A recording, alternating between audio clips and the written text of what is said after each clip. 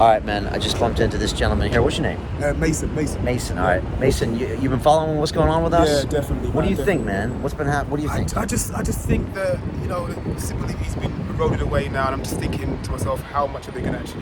How much are they going to take away from us, man? I think to be able to sort of say that we can't speak about certain things, man, that's the main thing. We need to be able to talk. I mean, if we couldn't talk about what's happening in like Nazi Germany and all over the world, then what would we have today? So I think we definitely need to get more think tanks from the streets. I mean, I think a lot. I mean, I work in education and I work in mental health.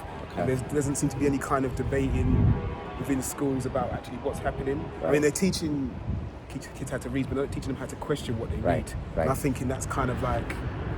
Yeah, it's like, we got to have a healthy debate if we're going to move forward. Yeah. Like the basis of science is to question a theory and then try to prove it differently. Yeah. But honestly, right now, if I go online and even say the words 5G, coronavirus, vaccine, I mean, this might get taken off just for saying really those hurt me, words. man.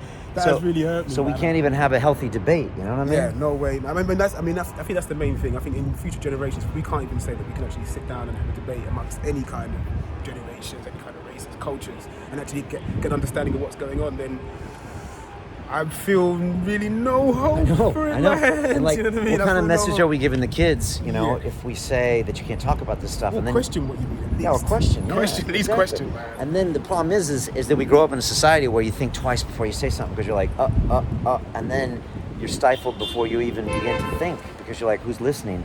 And these days, like you said, it used to be a public forum, you'd speak out loud, but these days all conversations are happening digitally, so these platforms block you, and man, I don't know. you're lucky enough to have, you're not within that kind of financial constraints. I mean, obviously there is a certain constraint you have to be under financially to be able to produce your content, but I mean, like Yeah. What about? But we raised all this money with the Digital Freedom Platform, Yeah. and that's what we streamed Icon on I saw Sunday. it, yeah. That But was that took brilliant. like That was brilliant. $100,000 to stream that stream. Yeah. But it was 1.3 million people. It was the biggest stream in history of conversation, and yet they're saying that it shouldn't be allowed. So like the people want it and then they don't. You're like you said though, if we didn't have all these donations, we couldn't do it.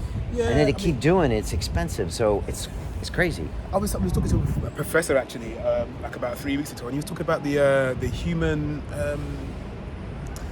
It's some kind of project basically saying like digitally what they, basically like the amount of information they'd want through these like basically the supercomputers. Okay. And it was, I know it's pretty abstract now, but the things that he was talking about in terms of like we're kind of really way behind in terms of like supercomputer technology. So it's kind of, I know you guys off track here, and you can't talk about here, but it's kind of inevitable in terms of what we're being told and what we're not being told. Well, look, I mean, the tech is happening. The tech is happening. You can't comment on that. Yeah. I know that. The tech is happening. I know, but it's scary. Like, I'm about to have a guy named General Robert Spalding. He's on the show in like an hour. He's going to talk about 5G and how everything in China is so super tech that it's all facial recognition. And like he said, you can't opt out. So now you can say, I don't want to use my phone. I'll protect my data. When it's all facial recognition, you can't opt out. And then the techs can potentially take us over. So we got to start having these conversations now. I mean, have you had a chance to look at the Euro HPC? No, not yet. Yeah, that's what you kind of want to look at. It's a bit of a lengthy document, but it is talking basically about we're kind of, in terms of, I use PlayStation as an analogy, we've kind of got like a PlayStation 1 when it comes to that kind of supercomputer. Yeah. And the Chinese have like a kind of PlayStation 4, and they're saying now that we actually definitely need this, man. We definitely need this technology, and we're going to be falling behind without it. I don't know. It's a weird debate, man. We need to. But look, I know. But look, you're in education, so like this is important to have this conversation. So, anyways, I know, man. Dude, I've been watching you guys from the start. I've been seeing how you guys have been doing. I've spoken to David and seen like the amount of people you have on your platform, Pina and all the rest of it. But, final thoughts? That we definitely need London Real, and we're gonna need them for like at least another 20 years, man. Do you know what I mean? Definitely. Because without you guys, I mean, you're probably the only people. And what I'm finding now is people that wouldn't really be into like, you'd say, I wouldn't even say. I'm using the word controversial viewpoints. Yeah. They're actually into it now. So I'm saying like people that I definitely know, like I wouldn't want to use the term working class, but they definitely had no interest in anything to do with politics.